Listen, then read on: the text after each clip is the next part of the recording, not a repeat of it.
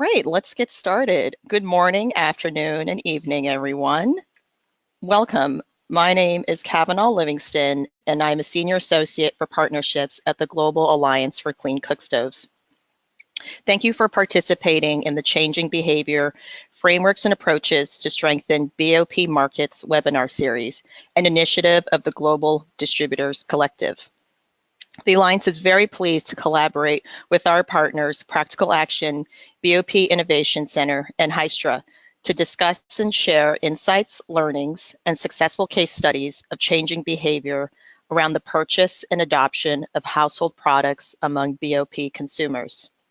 Today's webinar, Increasing Product Uptake and Adoption Through Campaigns, is the second session of the three-part Changing Behavior series. This series explores specific frameworks, approaches, and the role of practitioners, enterprises, researchers, and market builders in transforming consumer product markets and household outcomes by empowering consumers with actionable information and enabling sustainable behavior change.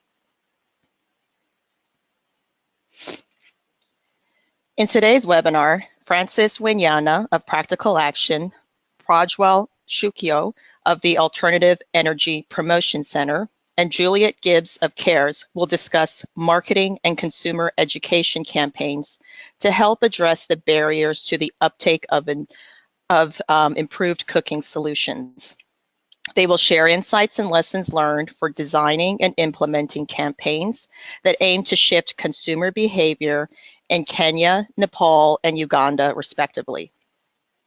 Before we dive into the main presentation, I'm pleased to hand it off to my colleague, Emma Kohlenbrander of Practical Action, to introduce the audience to the Global Distributors Collective. Thanks, Emma. I'm going to pass on the slides to you. Great, thank you, and hello everyone. My name is Emma and I work at Practical Action, which is an international NGO with offices in 12 countries. We are focused on ensuring that people at the base of the pyramid have access to affordable and sustainable technology.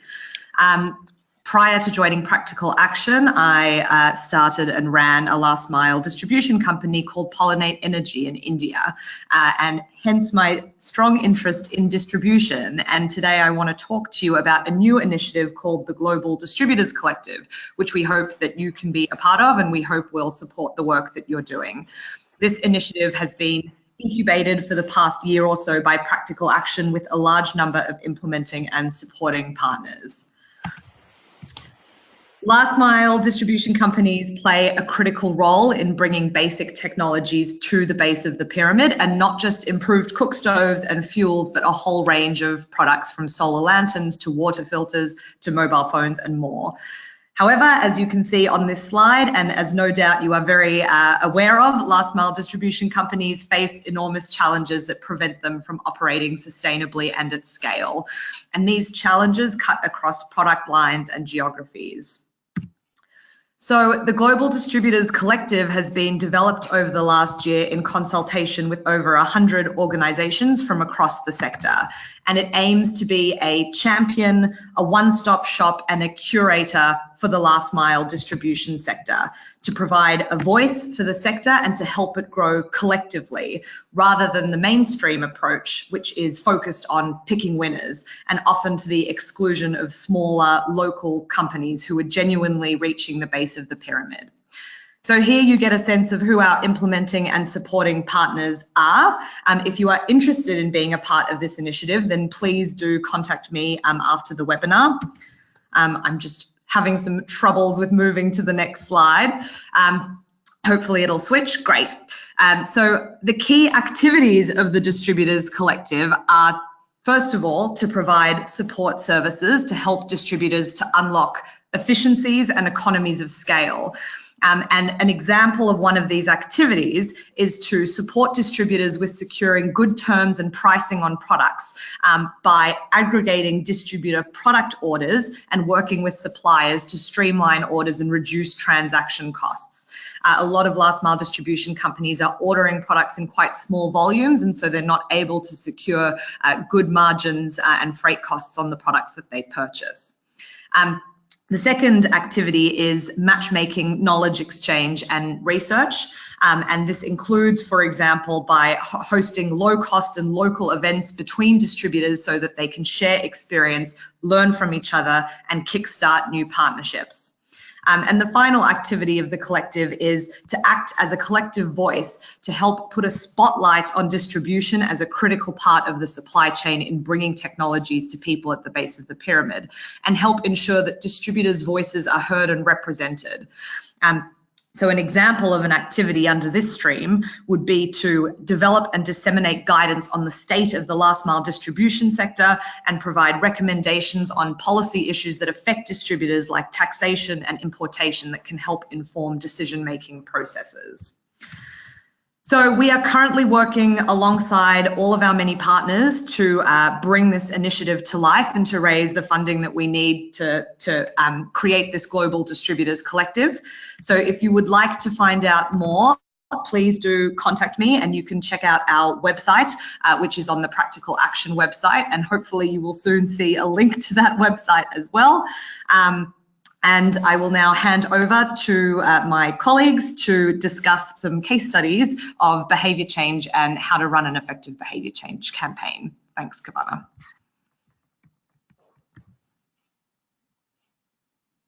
Thank you so much, Emma. Francis, you have the floor now. Thank you. Hi, everyone. My name is Francis Wainaina.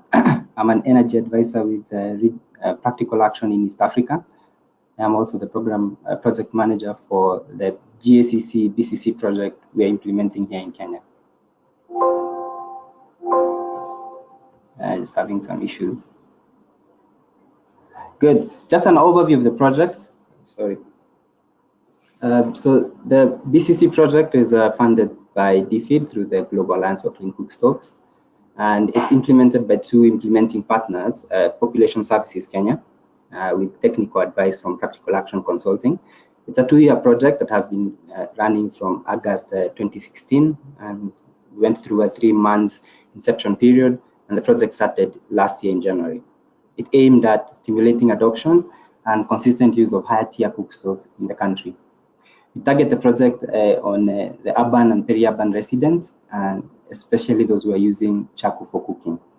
Some of the project partners include the manufacturers for the 3 stoves that we supported during this project, Ban, EcoZoom, and Envirofit, and various last mile distributors and their agents, including the likes of Livelihood, I Choose Life, among others. In terms of our awareness model, we had a 2-level form of an approach. Initially, we had a general campaign on clean cooking that focused on promoting the general concept of using clean burning fuels and more efficient appliances. Then later on, we focused on a very specific campaign on the 3 charcoal stoves on the project, the Ban, Envirofit, and EcoZoom stoves. And for the campaign, we had a tagline, Upishi Digi, which is Swahili, translates to cooking digitally. Our target audience was defined as a consumer archetype, Miriam, who we defined as a salaried woman living in an urban area and who cooked with charcoal cook stoves. Our focus areas were the clusters within Nairobi City and central and western regions of Kenya. In terms of the distribution, initially we aimed to piggyback on Equity Bank, which is one of the biggest banks in Kenya, and we hope to leverage on its agents, which are spread out all over the country. And to do that, we had an aggregator, Micro Energy Credits, who was supposed to provide the stoves to all these agents. Later on, we modified the project and decided to work with other last mile distributors as well as CBOs, as the product did not launch in time. So how far have we come? In over 1 year and some months, we've been able to reach over nearly 5 million people through radio, social media, market storms, activations, and also IPC work through groups. We've also been able to sell over 2,500 stoves, and we've also been able to train 35 CBOs to deliver BCC in the communities where they live. Breaking down the reach in terms of the channels, you can see there that radio has been very responsible for nearly 50% of the reach, followed by digital and IPC. In terms of the reach, broken down into gender, we've managed to reach 64% of women and just 36% of men. So what worked for us in our project? So at the onset, we had an initial market assessment that really helped us design the intervention itself. It helped us determine where to focus geographically, helped us understand the cook stove market in the country, the key stakeholders, access to finance modalities, the distributors to use.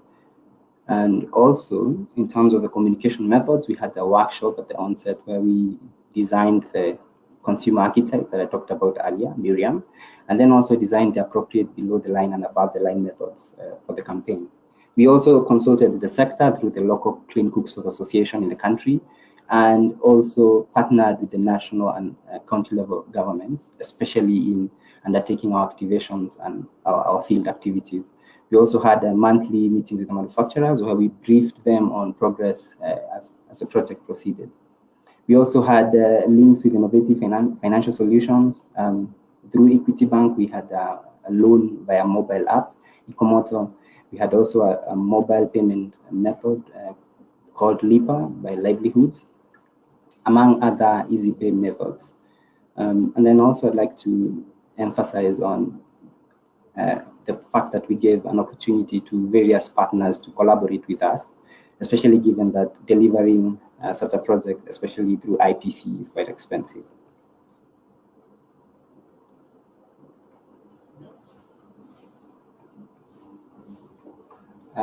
What didn't work? Just a second.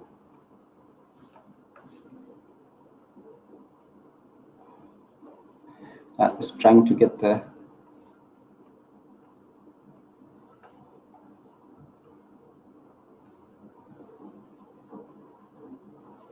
okay. So in terms of the challenges that we had, initially we had a high dependence on the Ecomoto platform, which was the loan platform by the Equity Bank, and it took long for this to launch. And because of this, we had to seek other alternatives, distribution channels that led to a more scattered and less unified approach. Then at some point, we had concerns from members of the Clean Cook Stove Association on some bias because we had selected very non-Kenyan cook stove manufacturers. However, we were able to address this through the Cook Stoves Association platform. So what are the key lessons we have learned that we'd like to share on how to enhance adoption? I'd like to start with messaging. It's important for BCC programs to focus on just one or two the most appealing aspects of the product within a given geographical context. In our case, this was cost and time savings. And we believe that these will indirectly achieve other benefits that consumers will not necessarily prioritize, in this case, like health benefits. In terms of the generic versus specific nature of the campaign, it is our view that promoting clean cooking generically would raise awareness of various options available, including LPG, natural gas, and the likes, but will not necessarily result in the desired behavior change.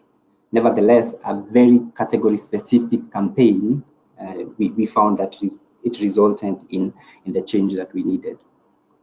Then also, it's important to triangulate awareness, access, and affordability. We know well that BCC needs to be impactful can only be impactful if the target audience is able to affect the desired behavior change. For us, this was for the target audience to adopt or purchase a stove. As such, it's important for those stoves or the products to be available to the people being targeted, and then for them to also have access to financial options in the event that they can't afford a cash purchase. That's very key. There's also a need for complementarity of the BCC with other interventions. We found that BCC in isolation will achieve little, and it's quite expensive. As such, it would help if it's part of a wider effort and through multiple channels that reinforce each other. And this is about partnerships. If you can partner with the manufacturers and the government to try and piggy bank on their interventions, then your BCC project is going to be successful. And just building up on this, it's good. It's important to reinforce the message. We found that For adoption or sales to happen, there has to be a repeated message to the target audience. And this has to happen through multiple channels. So you will find that for someone to buy a stove, they needed to have had the message several times, whether through radio, whether through social media, or through IPC. So there's need to reinforce the message for the conversion to happen. And the next one is pretty much for the implementers. For the project to be sustainable and for the BCC to have impact, it's important that the implementers not get involved in the value chain, especially as last mile distributors or providers of finance, even if the capacity existing is weak. Why I say this is for the project to be sustainable. Once the initiative is over and the funding is over, then those who you have enabled, the last mile distributors as well as the providers of finance, will continue with the BCC long after you're gone. Good, and then contrasting approaches to achieving behavior change. In our experience, the various partners and distributors we had different approaches for bringing about behavior change. One of them, some of them had a purely based approach that they used to approach the audience, and while others had a group and individual outreach approach. So all of these would work, but it's important to find out which of them results in adoption faster. In our case, using the latter was a bit costly. And finally, in measuring the outreach and impact created through the BCC, we found it difficult to ascertain how many people had been reached through the various approaches that we had. And that's because we kept on reinforcing the message through various channels. But what we'd like to suggest is that rather than having a downward sort of approach when counting outreach, that it's better to work upwards.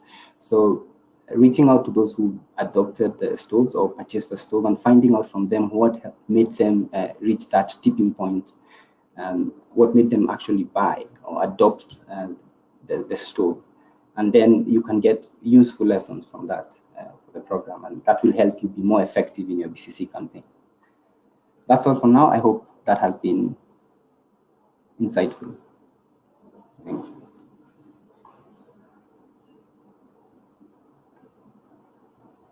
Thank you so much, Francis. Prajwal, I'll hand the presentation over to you now. Okay, thank you, Kevin. So I'm Prajwal Sakya, working as a technical expert in the biomass energy subcomponent of Alternative Energy Promotion Center. And I have also with me Dr. Naran Adhikari. He is the Assistant Director of APC and has been working there as a technical head. So basically, I've got more than I've been working in this biomass sector for more than 10 years, and now I'm going to share some of my experiences that I've gained during a dissemination of ICS, Improved Cook Stove, in Nepal. So to start with, in my presentation, you will I'll be sharing some of the I'll be sharing briefly about the Alternative Energy Promotion Center, and then I'll directly go to the different activities that we conduct in order to intervene the existing cooking behavior in Nepal. I'm having some problem with slide change. Yeah, okay. About APC, no.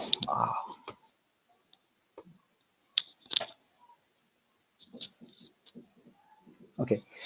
Regarding APC, Alternative Energy Promotion Center, actually it is established on November 3, 1996, and it is under the Ministry of Population and Environment. It is a semi-autonomous body with a representative of board members from all public sector, private sector, and the financial institutions as well.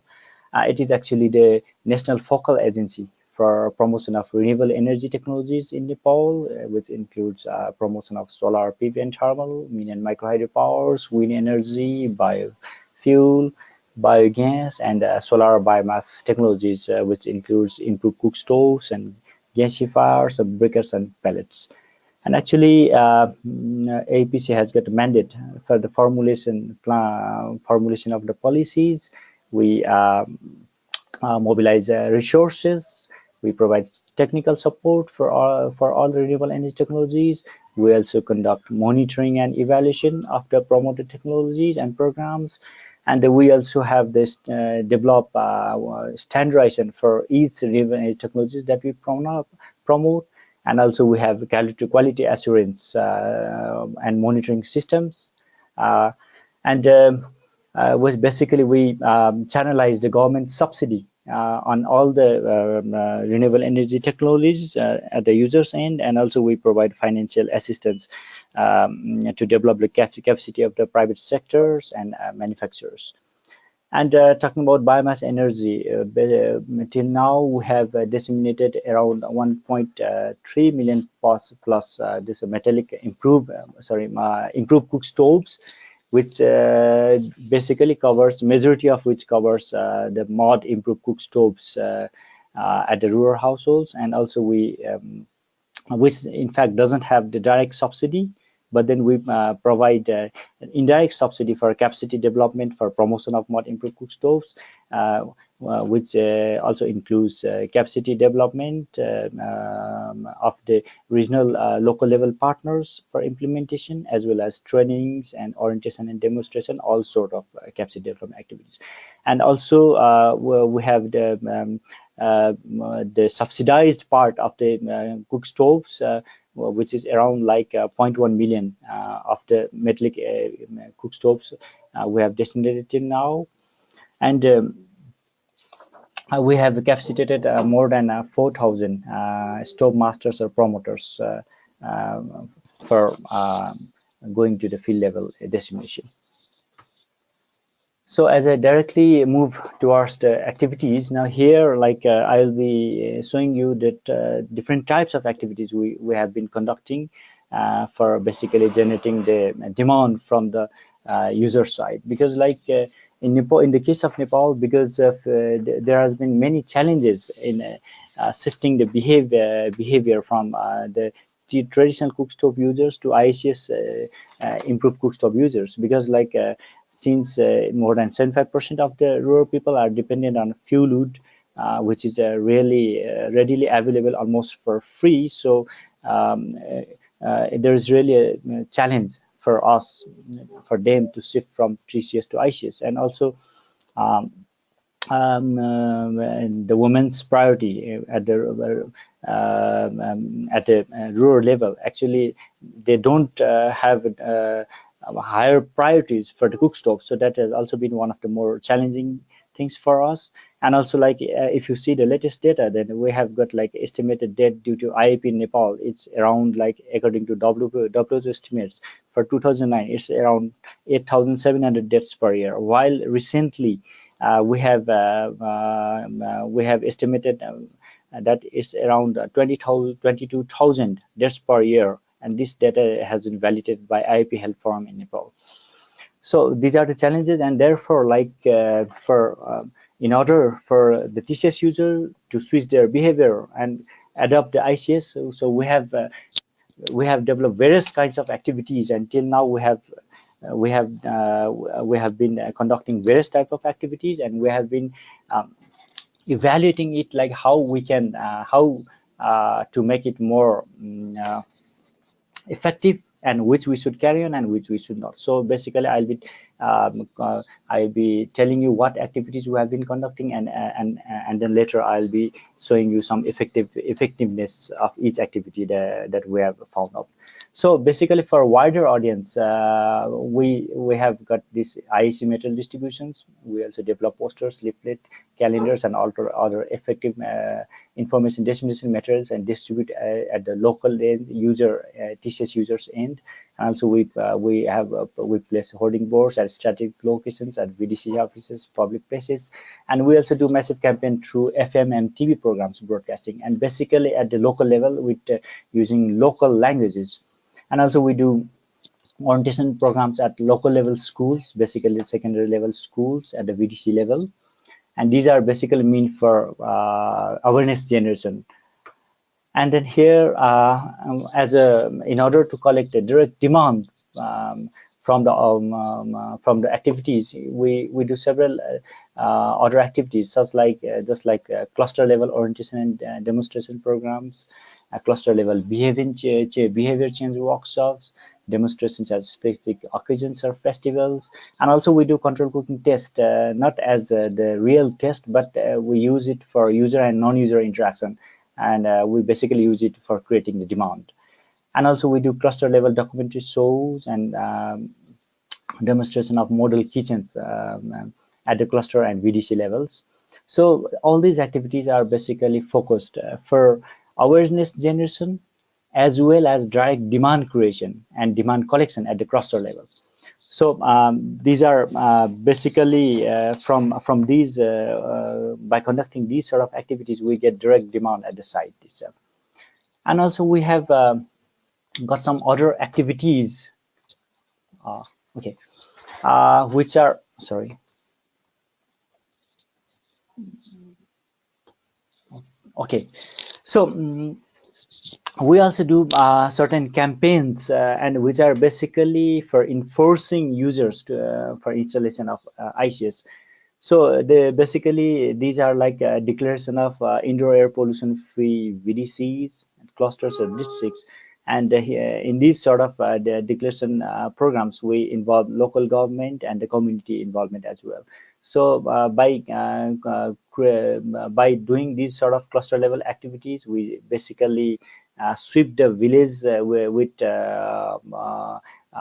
installation of improved cook stoves, and we declare IAP free VDCs or clusters or districts.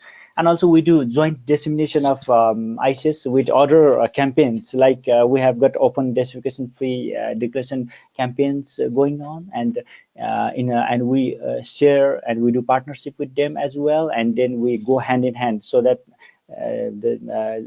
we will be saving the resources and we'll be achieving our result at the same time.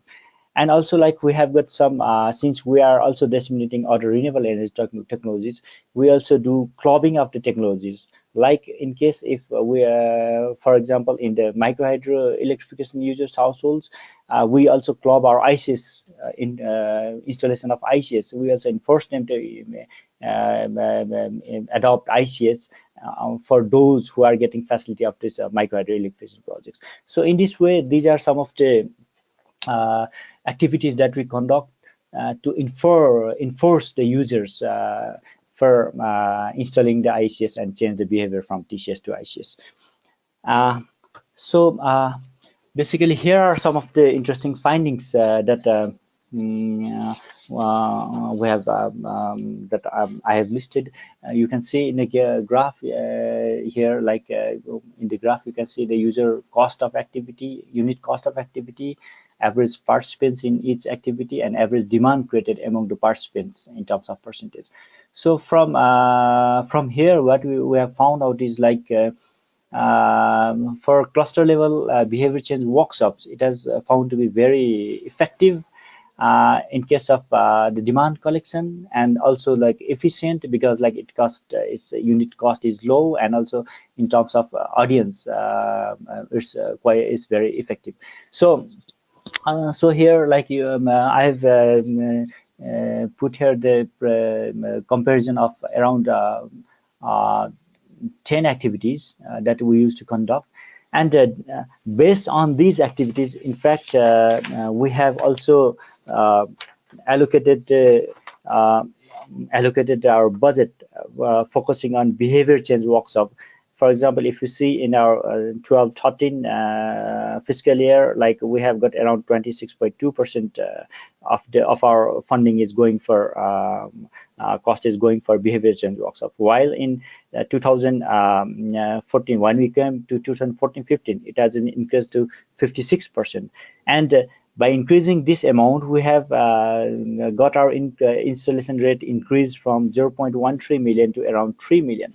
So this is very interesting to know that it has become very effective for us. So therefore, like, I would like to highlight, I like to show you like how we conducted this behavior change workshop. So basically, it has been the improved version of orientation and demonstration programs that we conduct in a similar manner. But then, like, here, like, after getting to the research, like how we can cater more and more audience and how we convince them, we have slightly changed the modality of how we conduct. and then we come up to this stage.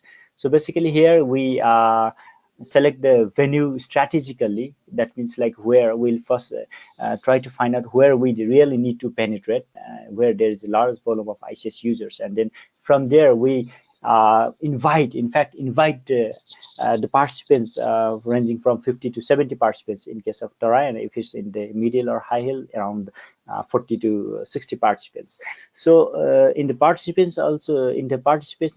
sites, like the participants, we involve household men, because like they are the main governing body for installation of ICS, because they will be paying for the stoves basically in rural household, and the women who are the users of the stove. And then we also invite respected person of the community. That's basically the influential person of the community, which we really usually have in the communities of rural households. Basically, this is for influencing others as well, and also school students, teachers, and other relevant persons as well. So we basically start with introduction and objectives, and after that we involve the participants itself in getting forward in this workshop. Basically, we divide the participants into groups, and then we have got set up pictures for about related to TCS and ICS, both pros and cons. We basically call it as a good and bad stories. We hand it over to them. We ask them to discuss over it and relate it with their present experience and the problems that they have been facing and their expectations in the future. So by doing this, they will have a good interaction with each other. They will have a good time in interaction, and then accepting the problems, and then a realization of the need of improved cook stoves. And then we'll ask them to present by themselves, so that they will be more interactive in the forum. And then and then after us we'll be giving them some extra information about indoor air pollution, health, environment, safety, kitchen management, and all those things. And then after that we'll ask them to fill the demand form. Basically, those who are very much interested, we'll ask them to fill the demand form in the site itself, and then we'll do formal closing. So so in this way we'll be collecting the demand at the site itself, and all because of the nature of this workshop and the direct involvement of the users, of the participants themselves. It has shown the quite very much fruitful and very much effective than other activities that we conduct as well. So here are some of the photographs with the involvement of locals as well.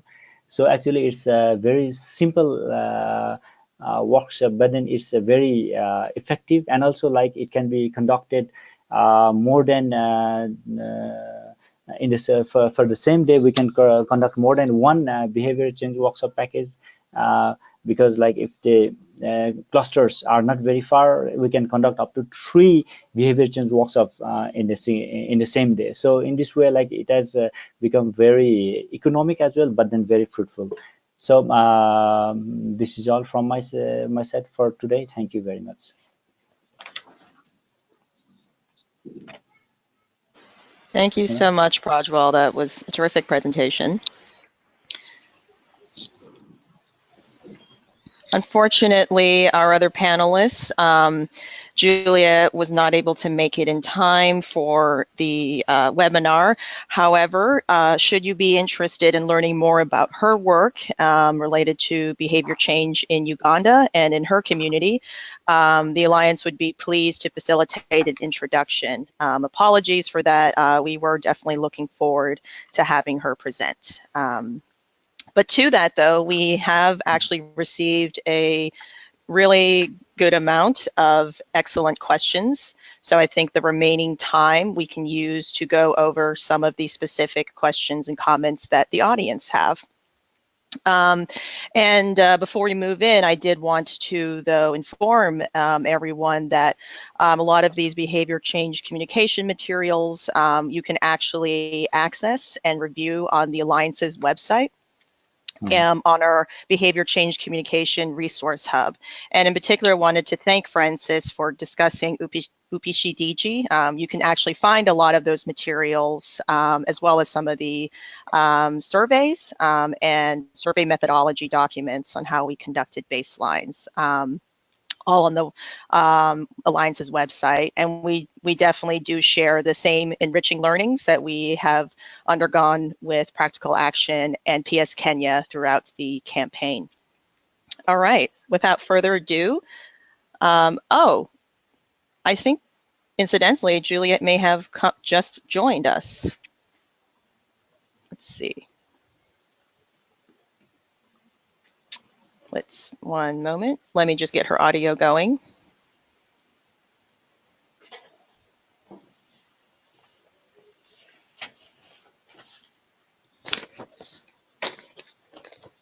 Maybe while we wait for her to set up, let's go through a few questions.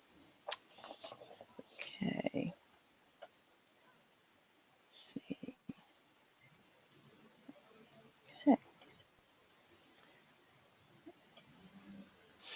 Okay.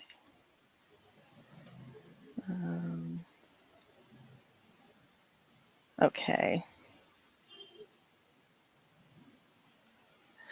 Okay, maybe some of a question related to testing effectiveness. So Francis, feel free to go into how that worked through the UPDG campaign. And then for Projwell, same question to you.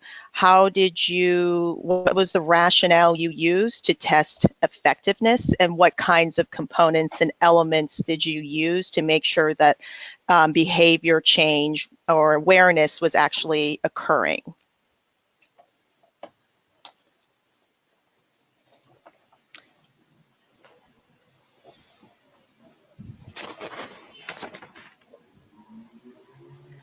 Projwell, do you want to take a shot at that?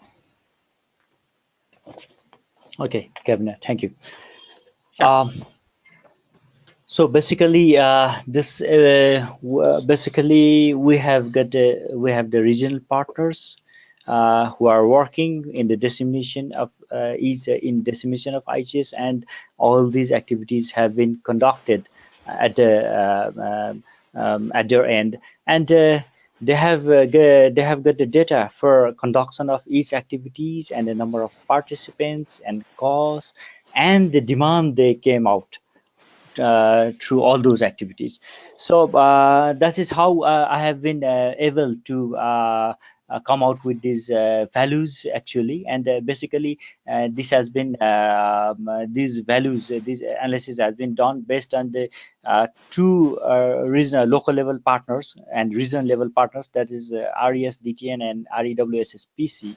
Actually, they have been working with us since this RESDTN has been working with us for more than 8 years, and REWSSPC has been working for more than 6 years in dissemination of the ICS at the local, at the regional and local level, and from there we have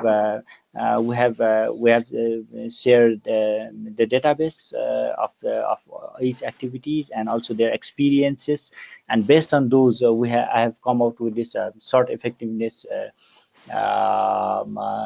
chart, and based on these things we have been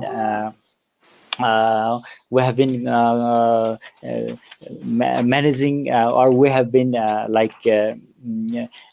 allocating the budget based on these activities, and from the achievement itself, as I've also explained earlier, like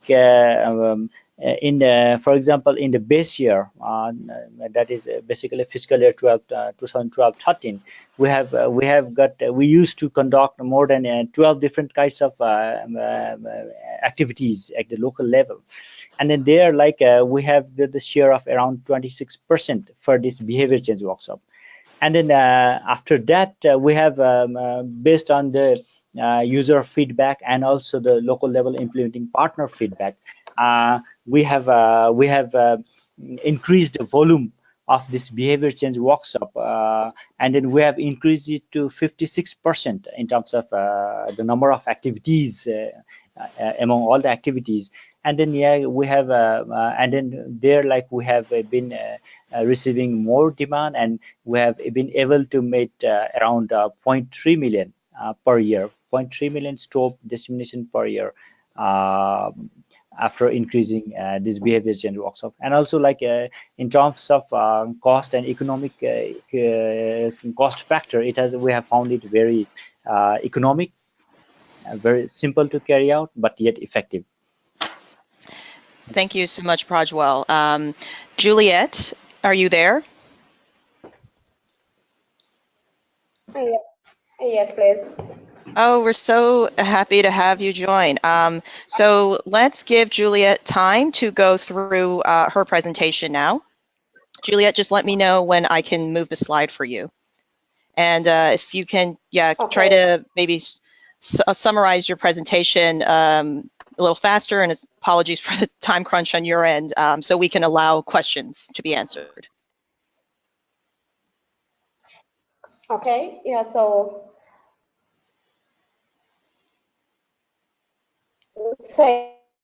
get started. Do you hear me? We can hear you. Please proceed. Okay, so Julia Gibbs, and I'm a founding director of New Cares. New Cares is a last mile company in Uganda. We're really young. Just move on to the next, please.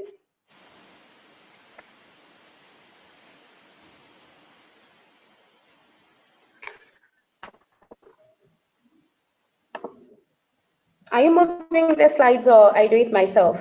I'm moving it for you, basically, Juliet. the background of New Cares. Okay, thanks.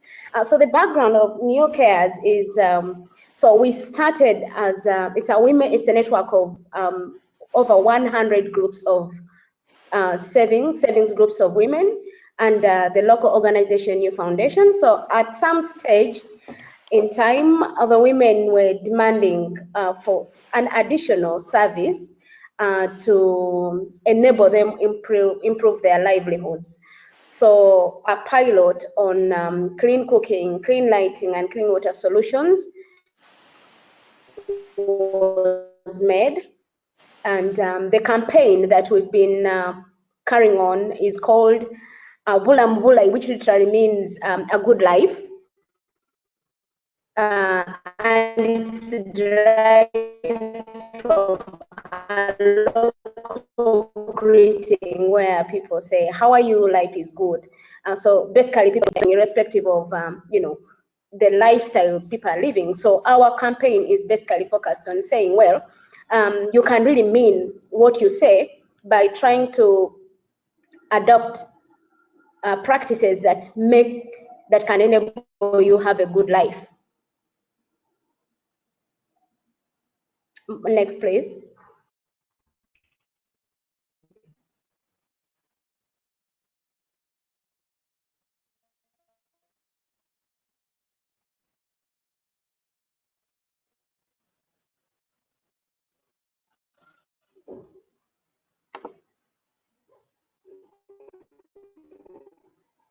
Okay, yeah, so the we are whenever we are doing our campaigns, or we are carrying out campaigns, one of the things that we focus on is we make sure that the participants or the communities acknowledge that there is a problem in the current practices that needs to be addressed.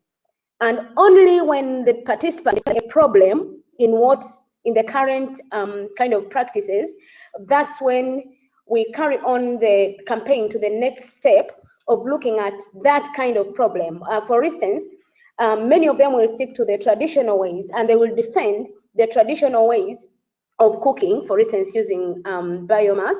But then until we present the aspect of the social effects on their lives, their health, and then given that most of the participants are women in savings groups, we try to give them an understanding of the calculation of what it costs them on the environmental aspect, because for poor people, you won't focus on the environmental aspect, but daily livelihoods. And then once they have acknowledged that there is a to acquire information and then skills on the new technologies that we offer them. It's at the point, at this point, that we do demonstrations of the solutions that we have, the kind of that we have, and how they work. And then we take practice. And then, of course, they will always have challenges, but like we have methods in the next steps that I will be showing on how we try to make sure that those that try persist, like, because there are cases whereby some of them have actually purchased a cook stove and only kept it at home because of the several challenges that they encounter. For instance, maybe the extended families, the mothers-in-law are saying, look, we've not traditionally been doing this, and so you cannot introduce the new things, just use the 3 stones so that you can cook faster. So we create support structures whereby the women purchase and even try out and adopt the practice to a stage of celebrating success. And the next slides are I'm going to explain a little, giving examples of how this actually happens.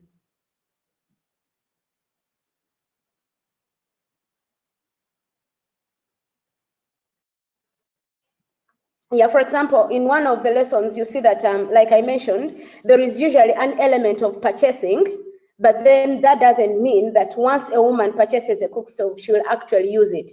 So once we get those that have tried to purchase a stove and they're excited about the savings that they are having and the efficiency in it, usually by them coming forward to demonstrate to the rest, then I find that the others are more excited and willing to purchase and also try out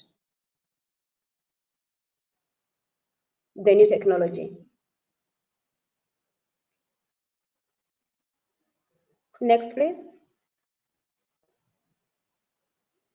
Yeah, so we also focus on, we talk about the mode, because you find conducting, campaigns in places whereby the end users, the rural woman, the people at the last mile that we would be targeting, can never actually attend. You find maybe in a big city, in a big field where such events are being held. We want to focus. We've learned that it's very important to make sure that such campaigns are carried out in the communities actually would like to adopt, to use actually the cook stove.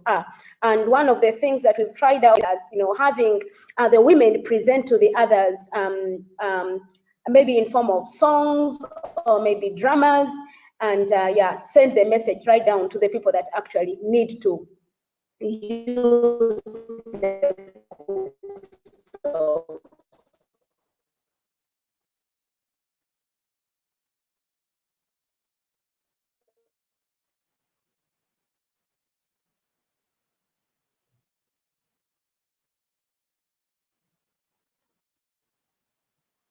So you realize that sometimes the television, a mode of advert, may not actually be good. It may not be effective.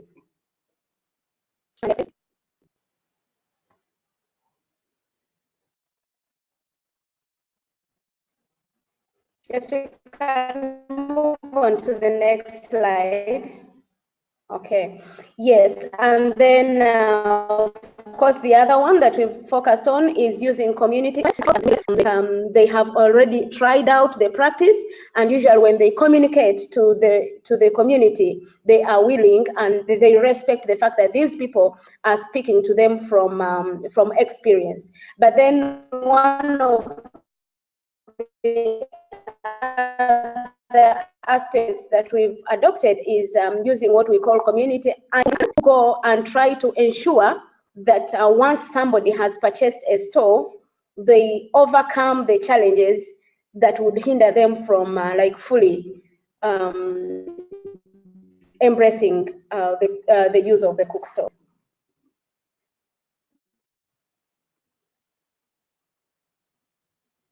And here they will usually talk about the social aspect, and then we've also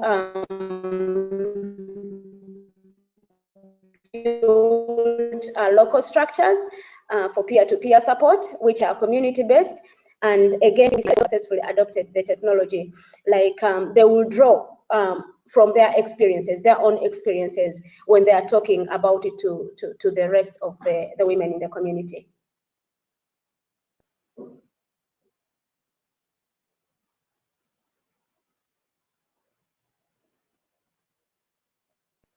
Yes.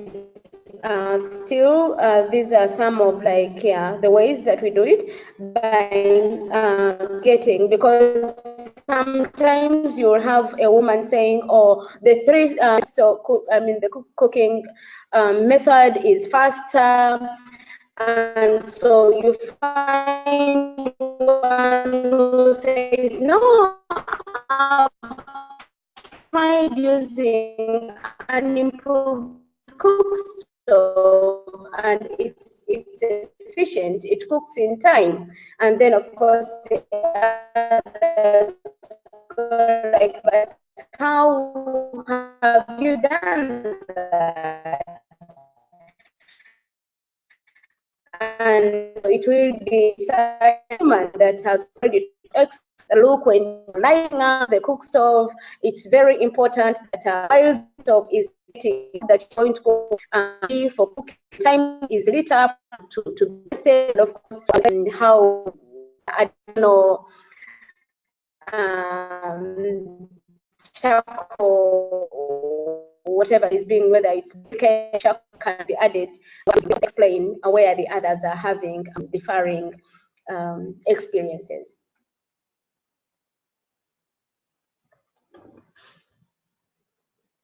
Yeah, so thank you. I welcome any questions. I hope I was clear in my communication. Thank you so much, Julia, and appreciate that you went through your presentation a little faster. So we will move on to a few questions, and thank you all for your patience, and for any audience members that are still on the line. I hope you will be able to stay past the hour to hear some of the answers, and appreciate your time, and apologies for going over. So let's get to some questions. And to just remind folks, we'll probably not be able to get to all the questions on this session, but we will, the Alliance will follow up with our speakers to answer your specific questions. So if you wouldn't mind emailing info@cleancookstoves.org, we'll be sure to try to respond to those accordingly within the week. So let's get a few questions in.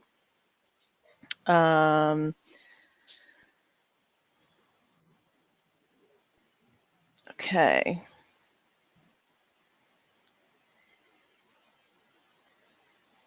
Okay, let's see. Sure. This one here might be interesting. Sure. Francis, if you're still there, we have a question on For the campaign in Kenya, can you talk just very briefly about what was considered a successful rate in terms of adoption, and maybe just briefly state what were actually the initial goals and expectations for the program, and then how were those reached? Hi, thanks.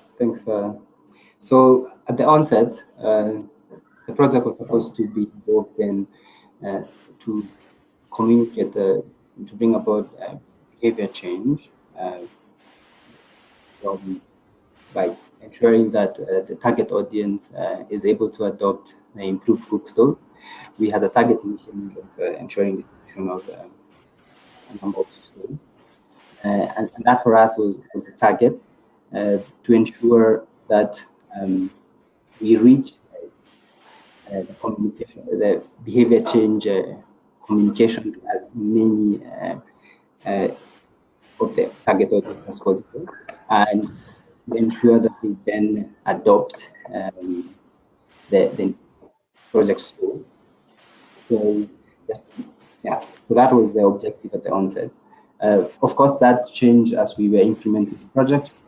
As we were implementing the project, but for us, it was ensuring that we get the communication, the behavior change messaging out there to and increase the reach to as many of the target audience as possible, and to also ensure that we also adopt the schools. So those two things, it was ensuring that there's reach in our our BCC messaging, and also adoption of the schools. Thanks so much, Francis. So we have actually a few questions that have come in related to costs to support and fund these different demonstrations and campaigns. So for Francis, Prajwal, and Juliet, actually, maybe Juliet, maybe see if you can answer this first. Did your campaigns include costs to how did you, if you could describe very briefly, maybe the breakdown of your campaign costs, so there's an understanding of how much you've allocated to demonstrations, stove purchases, if you had any, etc., just so people understand how this can be structured.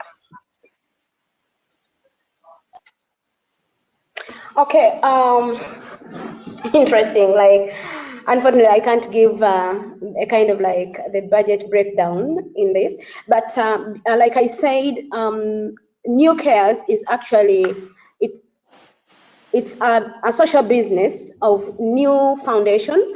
So it so happens that because of the fact that we do not have that much funding, most of the programs are integrated. So we integrate several programs, and so like the budget lines were drawn actually. For instance, there are moments when we are having community meetings, and so anytime we are having the community meetings that are related to the savings groups or the farmer cooperatives that we are handling, we make sure that the clean cooking campaign also comes in. So like when we are arranging a community trainers meeting, and so basically we integrate the various activities. For companies that are operating like with a social component, I would actually recommend integrating the activities, not running the campaign in isolation, because sometimes the communities are drawn to maybe one of the activities that they are more drawn to, that they are more familiar with, and then they get excited to realize that there is an additional service that is coming on board. Usually that's been our approach. Thanks, Juliet. Like taking unintegrated. Great. In the interest of time, maybe we'll take one or two more questions. Let's see, Francis, maybe you can take this one. I also realized there were probably a few terms that were mentioned on this presentation that weren't, we didn't have the opportunity to define. So Francis, maybe you can talk a little bit more about interpersonal communication and what that entails, and maybe very briefly, how did Practical Action work with PS Kenya to support the IPC efforts at the community level? Thanks. Apologies for that. Having allegations that were not defined. So yeah, you got it right. It's interpersonal communications, and for a project that would infer to that personal communication between the implements of the project and the target audience, trying to get the messaging, trying them to adopt a way of thinking. So how we did that in our project, we had the project lead, the Population Services Kenya, had selected a couple of CBOs that they've worked with within the target implementation areas, and the CBOs would organize sessions with the communities within the areas that we were targeting, whether through group meetings, so target public events that are happening and try and mobilize people and sit down together. And then you would have someone there to speak to them about the project, talk to them about the messaging, talk to them about the importance of the cook study we're talking about and why it's important for them. So IPC was really having that personal interaction between the person that you want to change the behavior and the implementer. So it was pretty much finding public events where we would sit with public really. So whether it's a church groups, whether it's women group meetings, whether it's having a small baraza and piggybacking on government meetings to then deliver the BCC messaging. Great, thank you, Francis. I unfortunately will have to have one last question, but as I said before, I've noted your questions and we'll try to follow up accordingly. I think this is a really interesting one, and whoever wants to have the last word, please do so. But we have one question that asks, is it necessary to have a campaign slogan? And if yes, what should one consider to create one? Who'd like to take a stab at that? Can I say something? I'm sorry. Yes, Juliet, go for it. Okay, like I gave an example of the slogan we chose was Bula Mbulai, which means it's a good life, and it's the word that they use every day. But like they've never thought about it, that it's simply as a password, it doesn't actually carry meaning.